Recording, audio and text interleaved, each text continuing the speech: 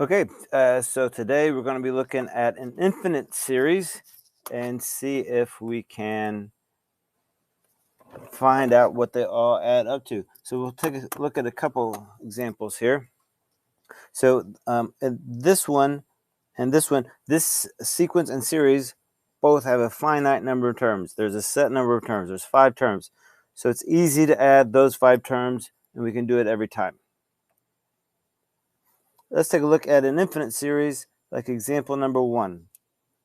So I'm not adding the same thing every time, but if I try to find the ratio, I would have 1/4 divided by 1/2, which would equal 1/4 divided by 1/2, which would equal 1/4 times 2,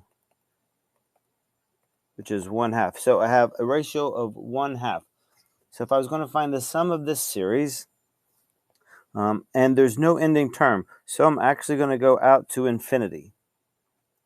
So the sum would equal the first term, which is 1/2, times 1 minus the ratio to infinity, divided by 1 minus the ratio. And if I look at this, this is 0.5, and this is 0.25, and this is 0.125. And as the numbers on the bottom get bigger and bigger and bigger, we're going to approach 0. So if I take 1/2 to the infinity power, this really turns into a 0. Because the bigger it gets, the more terms I have, that number gets closer and closer and closer and closer to 0. So really I have 1/2 times 1 over 1/2, which is 1. So for this series, as I get closer and closer to infinity, when I add them all up, I'm going to get 1. So that's one example. Let's look at another. So on example number 2, I'm not adding the same thing, but let's see what happens if I multiply. So 10 divided by 1. So each time I'm multiplying by 10, so my ratio is 10.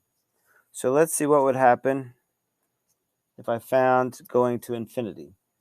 So I'd have the first term times 1 minus the ratio to the power of infinity, 1 minus 10. So this time, every time I multiply by 10, the number gets bigger and bigger and bigger and bigger. It doesn't get smaller and smaller. So this number keeps getting bigger.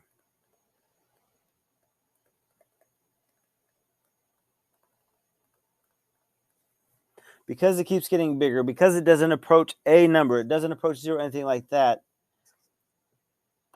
we aren't able to find the sum.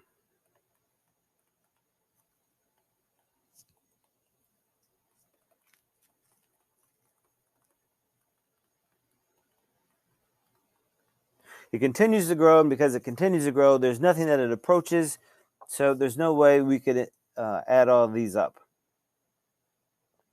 So if we have an infinite geometric series,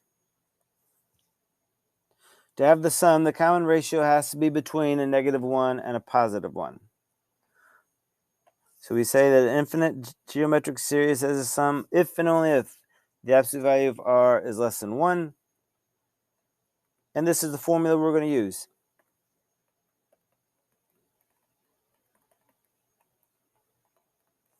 Where r is between 1 and a -1. So if we have an infinite geometric series, our ratio is between a -1 and 1, we can find the sum. If it's not between a -1 and 1, there won't be a sum.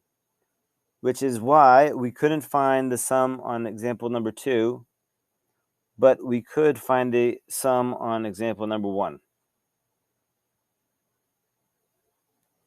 So example number 3, I got a geometric series, and we want to find out if there's a sum. So if there's a sum, my ratio is going to be between 1 and a -1. So my ratio, I'm going to divide backward just like always. So 18 over 27, which is 2/3. So my 2/3 is between 1 and negative 1. So I can find the sum. I'm just going to use the formula where the sum is equal to my first term over 1 minus the ratio. My first term is 27. My ratio is 2/3, so 1 minus 2/3. 1 minus 2/3 would be 1/3, which means I'm going to have 27 divided by 1/3, which is the same as 27 times the reciprocal, 27 times 3, which is 81. So the sum of the series infinitely bigger would be 81.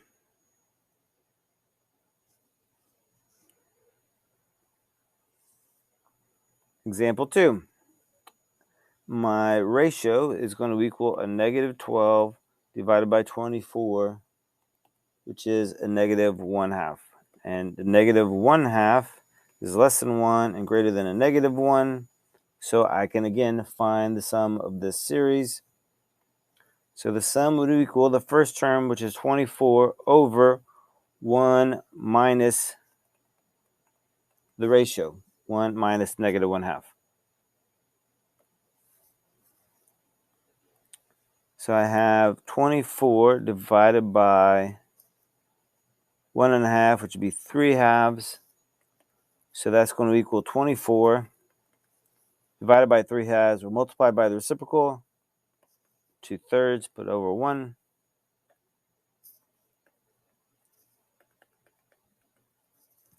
So this series is going to add up to 16 because my ratio is between 1 and negative 1. See, I always have to start by finding the ratio. So 1 divided by 2/3 be the same as 1 divided by 2/3, which equal 1 times the reciprocal, 3/2. This time my ratio is 3/2. And it's not between negative 1 and 1. So for example C, there is no sum that I can find. If you have any questions, hit me up on Google Chat.